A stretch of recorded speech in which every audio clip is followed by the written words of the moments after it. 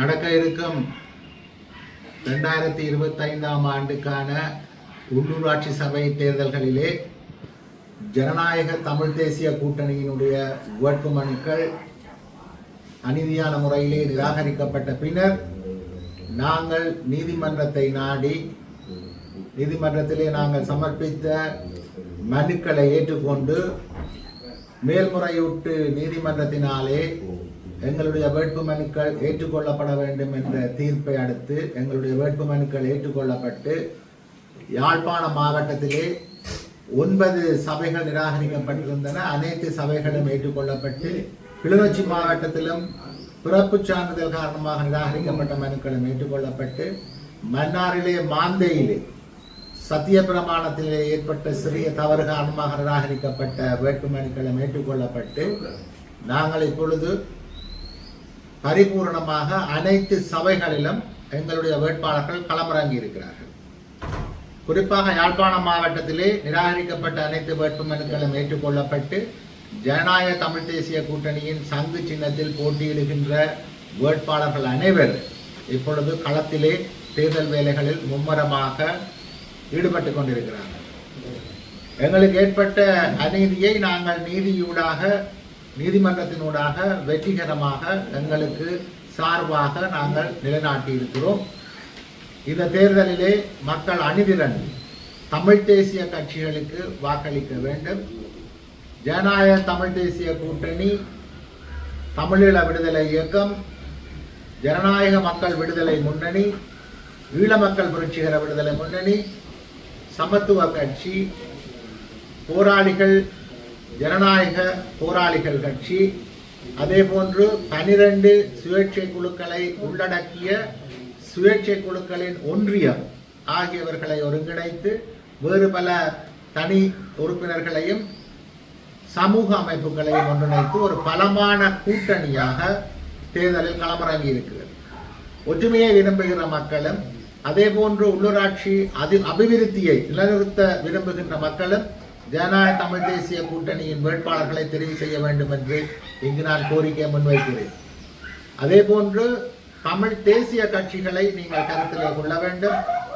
இன்று தென்னிலங்கையில் இருந்து நாங்கள் பாராளுமன்ற தேர்தல் காலத்திலேயே மிக தெளிவாக கூறியிருந்தோம்.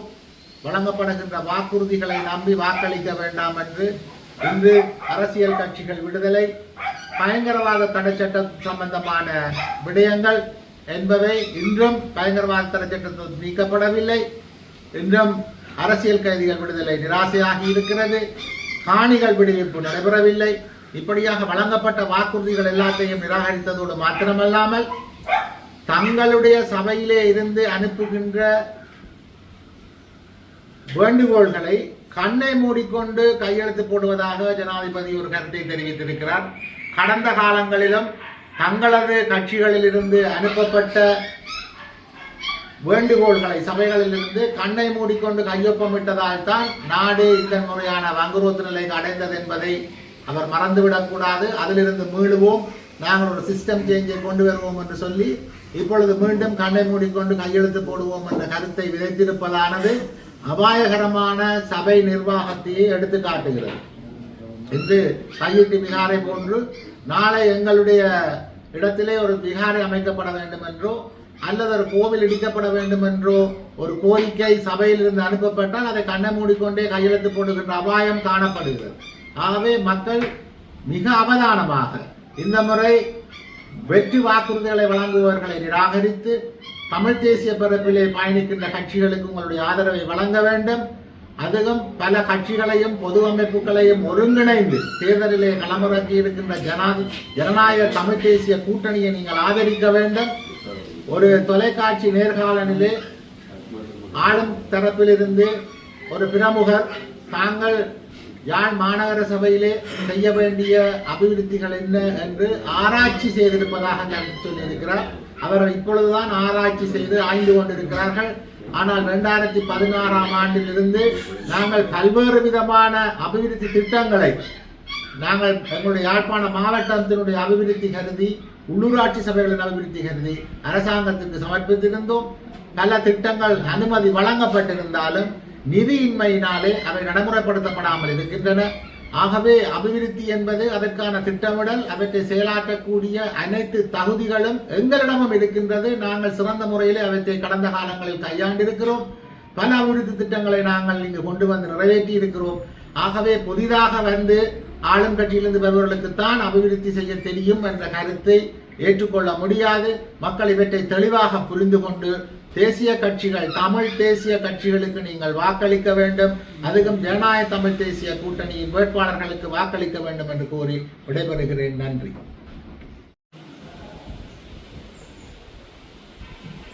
நீங்கள் கேட்ட கேள்வி சரியானது.